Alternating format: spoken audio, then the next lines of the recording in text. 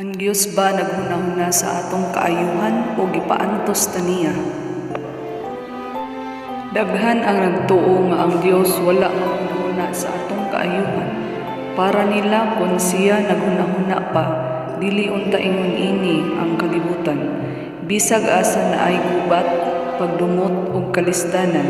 Ang mga tawo masakit, magantos ug mamatay.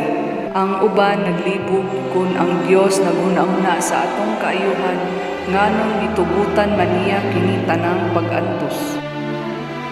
Sa unsang paagi ang mga leader sa relihiyon nagtudlo nga gipaantos ta sa Dios. Nganong makasiguro ta nga ang Dios dili maoy hinungdan sa nautang mga panghitabo. Usahay ang mga leader sa relihiyon magtudlo nga gipaantos ta sa Dios. Dihang may daotang mahitabo, mingon sila nga pagpuot ni sa Dios. Dihang moingon sila nga gibason nila ang Dios, pero ang Biblia nagtudlo nga ang Dios dili gayon magpahinabog daotan. Ang Santiago kapitulo 1 bersikulo 13. Dihang ang usa anaa sa pagsulay dili siya angay moingon, misulayan ko sa Dios, kay ang Dios dili misulayan sa pagbuhat ug daotan. Ni siya mosulay pagbisan kinsa pinaagi sa pagbuhat ug daotan. Nag-ingon nga ang Dios dili mosulay kang bisan kinsa pinaaging daotan. Kini nag-ingon dihang ang usa anaa sa pagsulay dili siya angay moingon, gisulayan ko sa Dios. Kay ang Dios dili masulayan sa pagbuhat ug daotan. Ni siya mosulay kang bisan kinsa pinaagi sa pagbuhat ug daotan. Nagpasabot kini nga bisag wala pugni sa Dios ang daotang panghitabo, dili siya ang nagpahinabo ni ana. Basaha ang Job kapitulo 34 bersikulo 10 hangtod sa 12. Mugamit tag pananglitan. Busa pamati kanako kamong mga tawo nga may pagsabot. Ang matuod nga Dios dili gayon mobuhat og daotan. Ang labing gamhanan dili gayon mohimog sayop nga binuhatan. Kay iyang gandihan ang tawo sumala sa iyang binuhatan ug iyang itugot nga maaguman sa tawo ang sangputanan sa gisupay niya nga dalan. Kay sa pagkatinuod ang Dios dili mobuhat og daotan. Dili tuison sa labing gamhanan ang hustisya. Sayop nga basulon ang Dios tungod sa atong mga problema, paghatag og pananglitan. Ang usa ka batan-ong lalaki nagpuyo uban sa iyang ginikanan. Hinangga kaayo siya sa iyang amahan o gitudloan siya kung saan paghimog maayong mga desisyon. Dayon ang batan-ong lalaki merebelde sa iyang amahan ug milayas. Naghimo siya daotan ug nagkaproblema. Basulon ba nimo ang iyang amahan sa nahitabo kay gitugutan niyang mulayas ang iyang anak? Siyempre dili.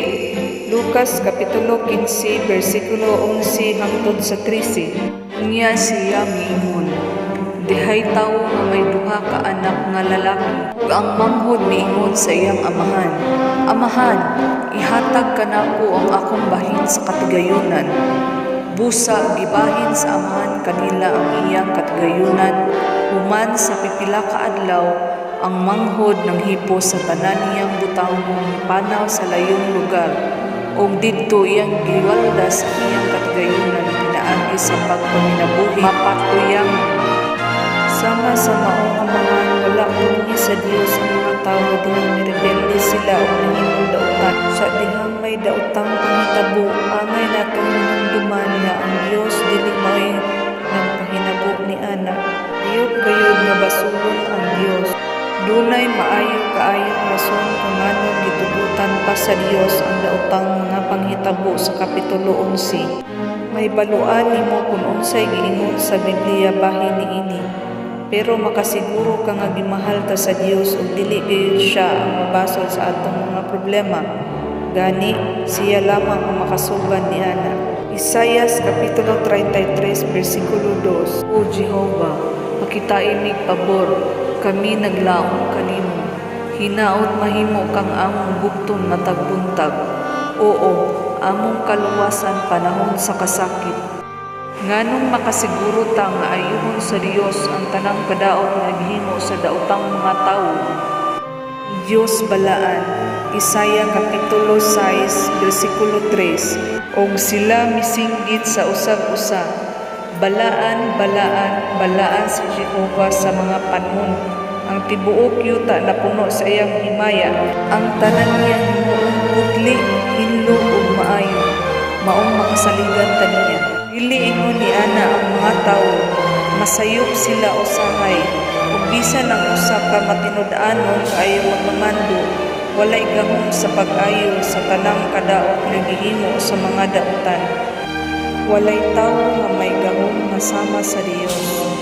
Kaya gusto ninyo ayuhon ang tanang kadaot nga gihimo sa mga dautan, iyang wadon ang tanang dautan hangtod sa hangtod.